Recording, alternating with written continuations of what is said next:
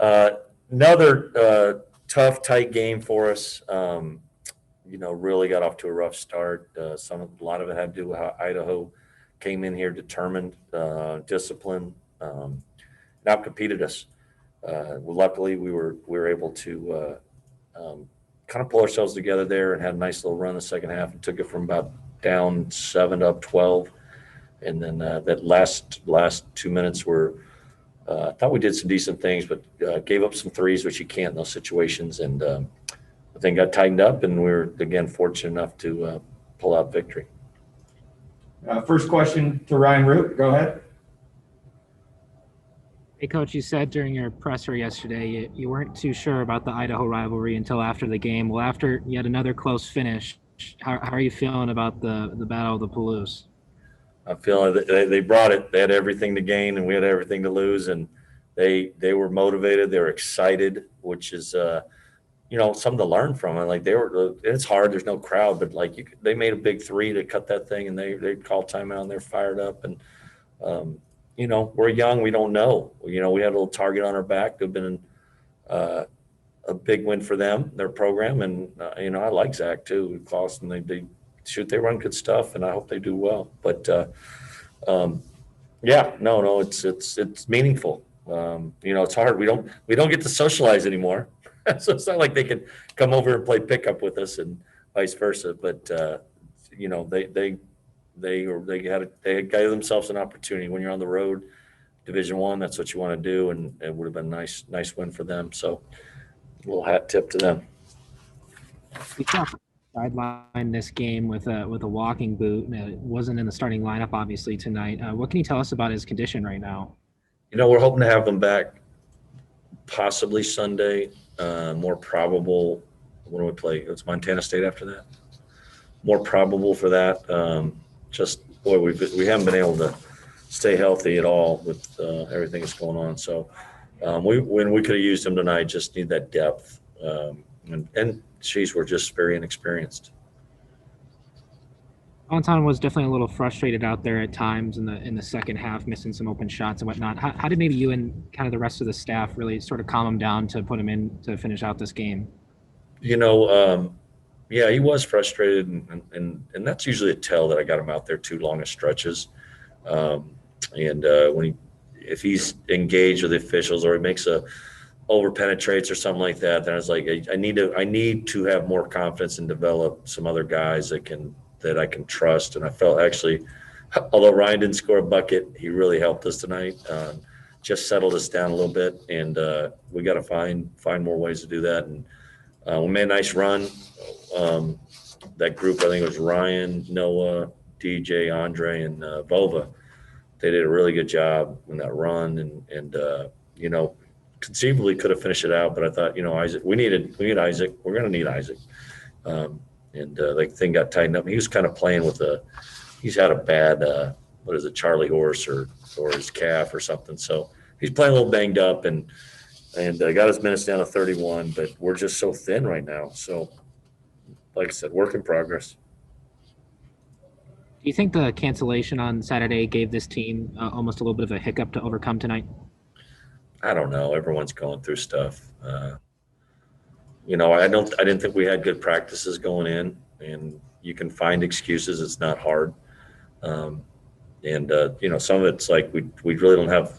It's hard to get a sub in practice, so we're not practiced enough. We had 3 days off. We came back, and if I was being honest with our team, I said I didn't think we had great practices going into this, but it's how you prepare. And I said I don't want to take anything away from Idaho because they prepared and competed hard, and that was good for us. And and thank God we were able to put it together for a stretch. But we really aren't comfortable with each other or trust each other enough. We got to get better there. Great. Thank you, Coach. All righty. Brenna Green, go ahead.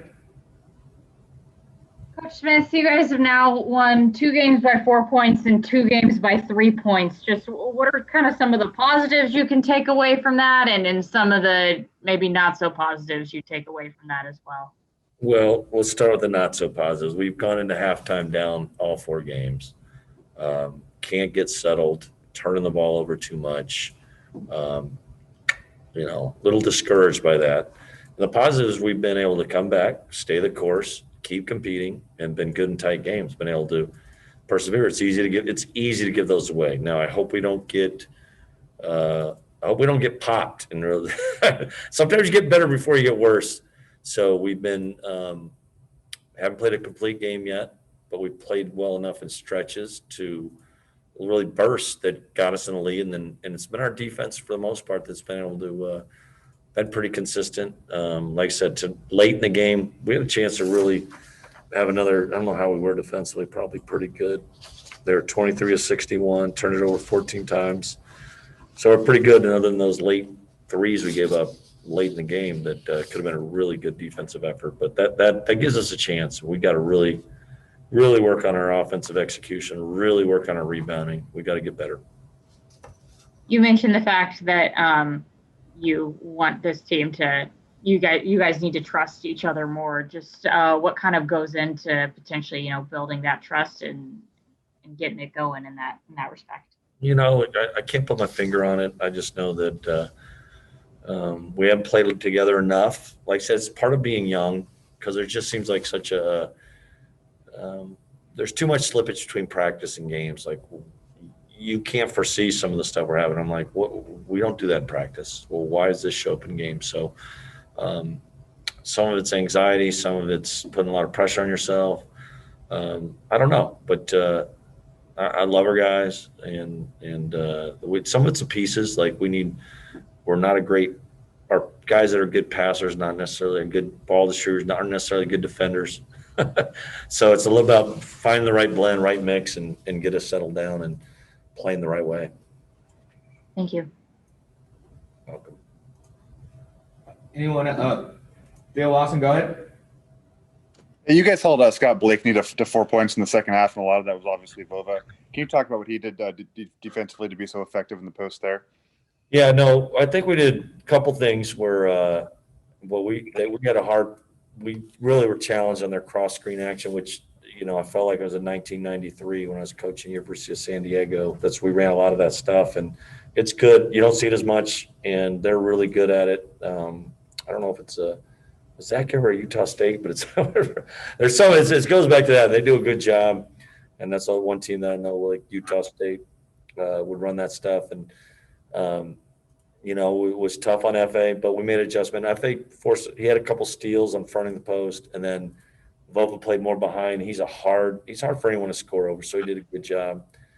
Blakeney's tough. He's rugged, and they're well schooled on that. So we were fortunate because we went small, and they went for the two to kind of cut it to one in about 5 seconds, and I think we were just fortunate he missed over Andre, because I think he normally finishes that. And then obviously Andre with 11 points and 3 3-pointers. He talked to us just now about feeling more comfortable playing the American game after transitioning from Europe. Can you talk about that? And are you kind of seeing that in practice as well from Andre? Yeah, no, he's really diligent worker. We need his ability to make threes, his ability to pass the ball, the footwork stuff. I thought one travel was bad, but he's got to work on that. They love to call those over here, but I just think he'll get more and more comfortable. You know what? And it's unique. That's part of the thing, is that you're talking about a cultural transition, and he's a really deferential person. He's very polite. But it's like, hey man, you're a good player, go for it. And what's neat is that Noah and Isaac really believe in him. They encourage him to do stuff, and he's just got to. That's good. It probably goes a long ways, and he's just going to get more and more comfortable.